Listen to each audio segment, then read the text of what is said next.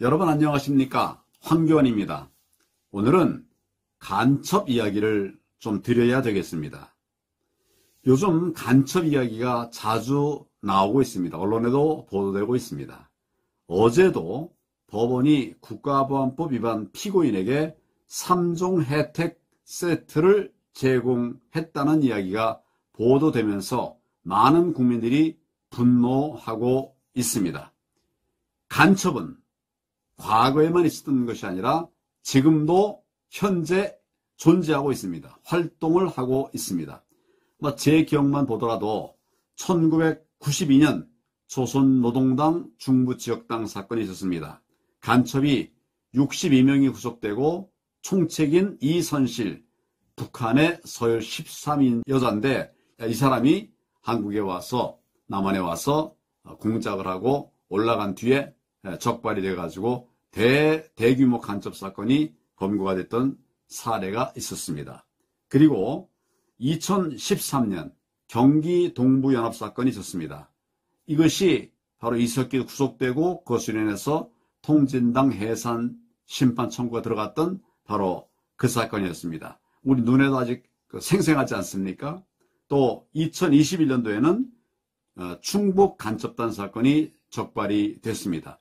충북 지역의 간첩들에 대해서 국정원이 적발해가지고 수사를 했는데 그 과정에서 놀라운 사실이 보도가 되었습니다. 국정원 보고에 의하면 2020년에 있었던 4.15 총선 이것에 관해서 북한의 지령이 있었다는 얘기입니다. 지난 4.15 총선과 관련해서 북한에서 어떤 지령이 있었는가 하면 이번 총선에서 자유한국당을 패망시키고 그 책임을 황교안에게 들씌워서 황교안을 매장해라 이런 지령을 내렸다고 합니다. 간첩이 지령받으면 그냥 넘어가지 않지요.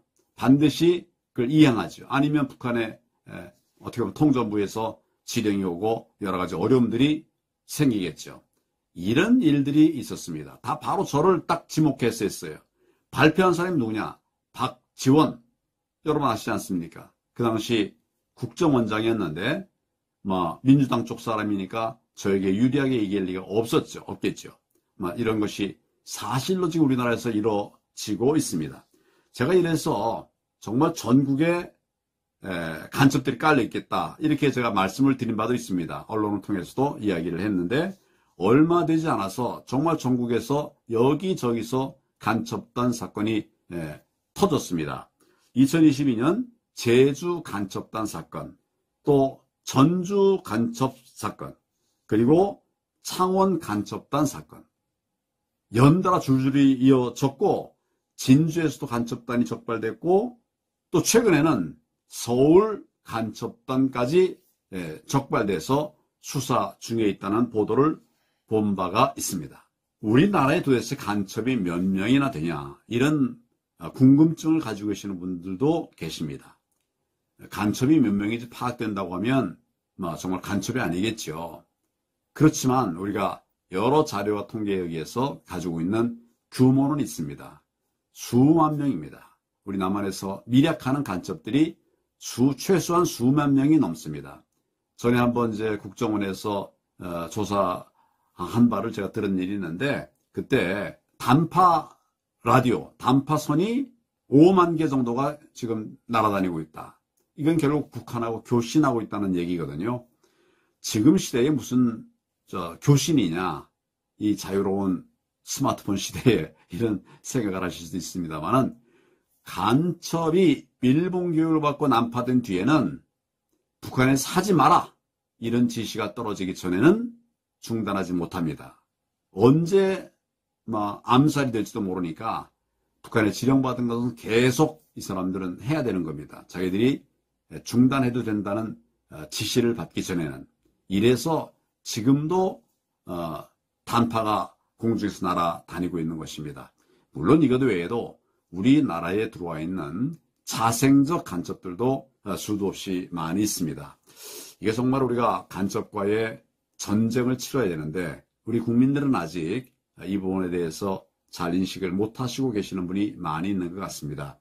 여러분들 정말 우리가 간첩에 대해서 소홀히 생각한다고 하면 그는 우리 심장부를 파고 들어와서 찌를 것입니다.